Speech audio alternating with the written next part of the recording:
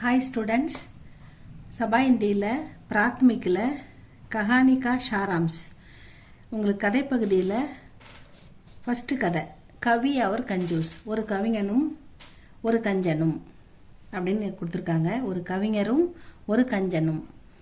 இந்த கதையை வந்து பாருங்கள் ஸ்டூடெண்ட்ஸ். இது வந்து உங்களுக்கு ஒரு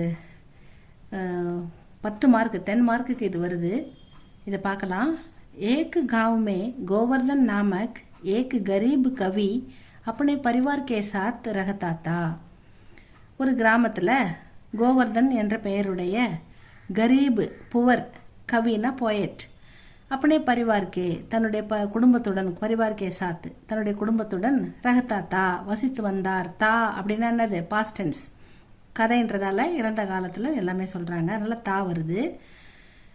एक गांव में गोवर्धन गोवर्धन नामक एक गरीब कवि अपने परिवार के साथ रहता था. एक दिन वह महेंद्र नामक धनवान के घर पहुंचा.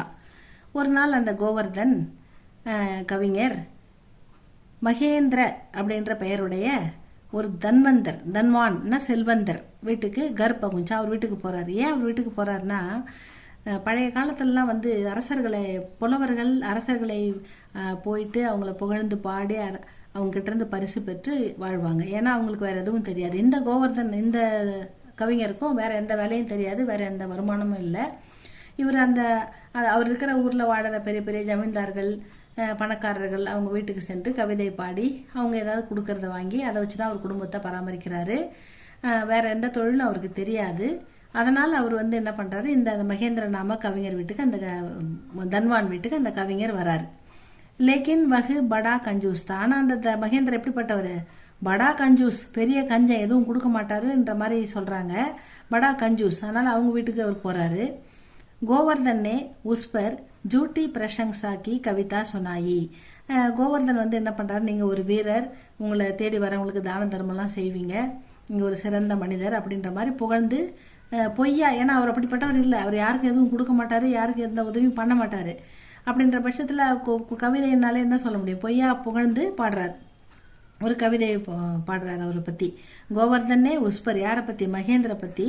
ஜூட்டி பிரசங்சா ஒரு பொய்யான ஒரு கவிதையை சொல்கிறாரு. அதில் எப்படி சொல்கிறாருன்னா, நீங்கள் ஒரு பெரிய வீரர், அவர் வீரர் கிடையாது, நீங்கள் ஒரு பெரிய எல்லாருக்கும் உதவக்கூடிய ஒரு மனிதர், அவர் யாருக்கு எந்த உதவியும் பண்ண மாட்டார்.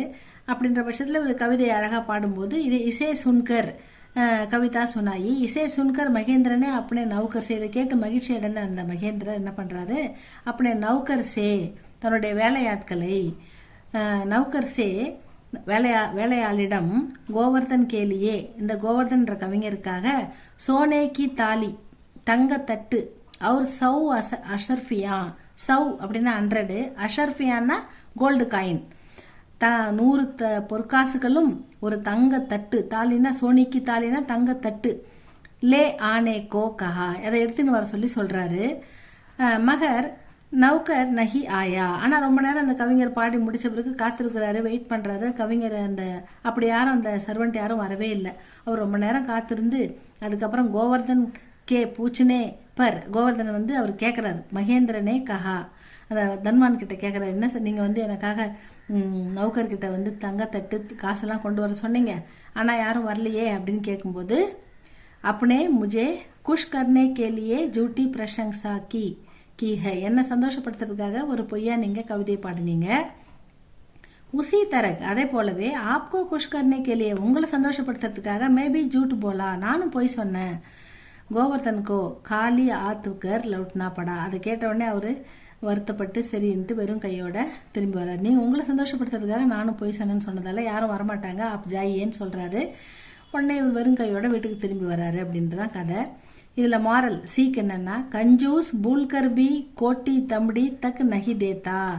இந்த கஞ்சூஸ் வந்து மறந்து கூட ஒரு பைசா யாருக்கும் கொடுக்க மாட்டான் அப்படின்ட்டு தான் இந்த மாரல். இதை நல்லா படிங்க ஸ்டூடெண்ட், படிச்சுட்டு இதை எழுதி பாருங்கள். 10 மார்க் இருக்குது இதுக்கு. உங்களுக்கு பிடிச்சா இதை லைக் பண்ணுங்கள், ஷேர் பண்ணுங்கள்.